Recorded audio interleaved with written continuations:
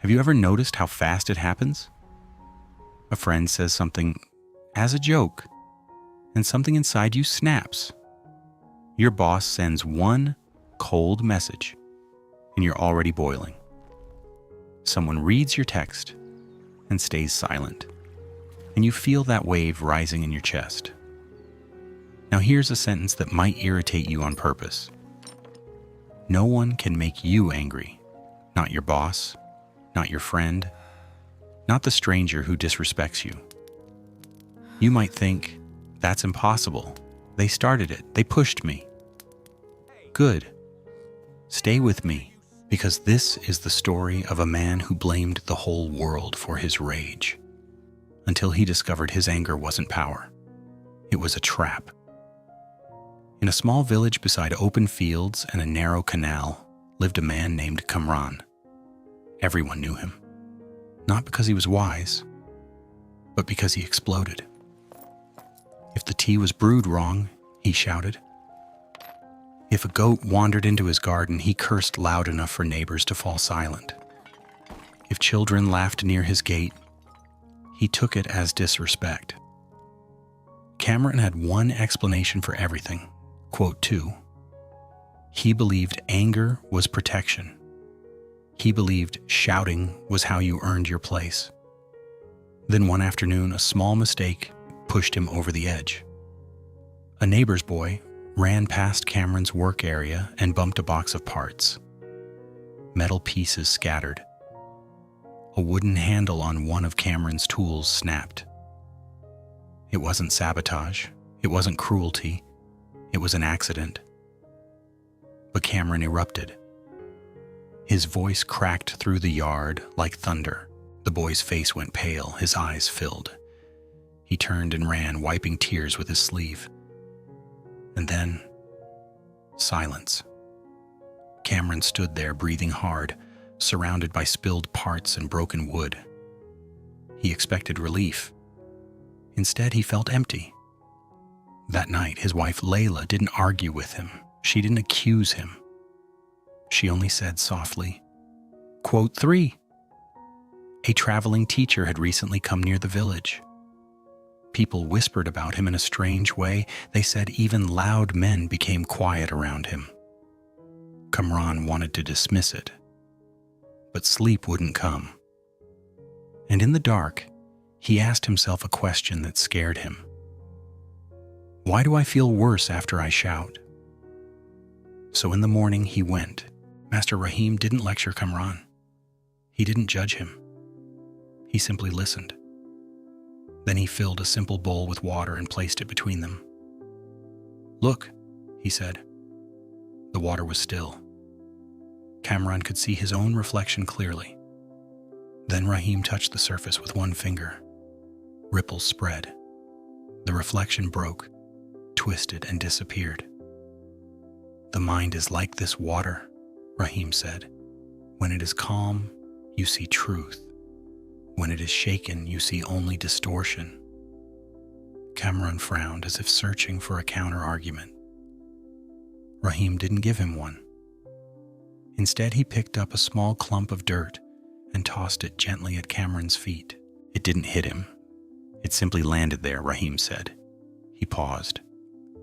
Kamran opened his mouth, but Rahim raised a hand. Quote 6. Rahim continued. Quote 7. Then Rahim pointed to a pot of water boiling over a fire. Steam rose like a warning. Quote 8, he said. Kamran pulled back instantly. He didn't need to learn that lesson the hard way. Rahim nodded.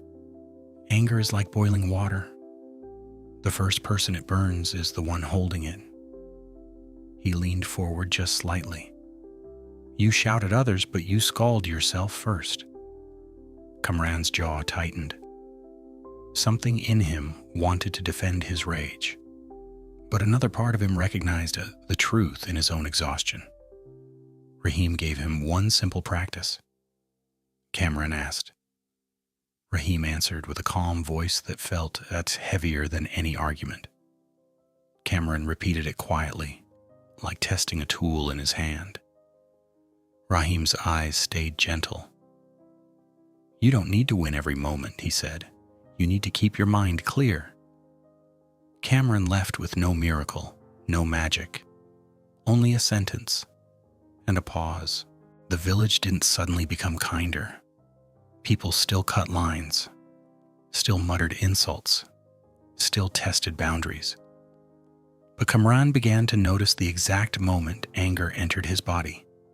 Heat in his face, tightness in his chest, that familiar pressure behind his eyes.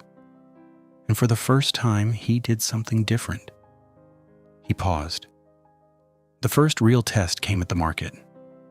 A vendor tried to sell him low-quality goods for a high price. The old Kamran would have raised his voice, gathered a crowd, proved he was right. Cameron felt the wave rise.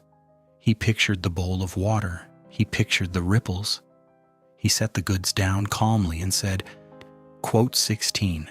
Then he turned and walked to another stall. No shouting, no speech, no drama, just peace. He realized something shocking.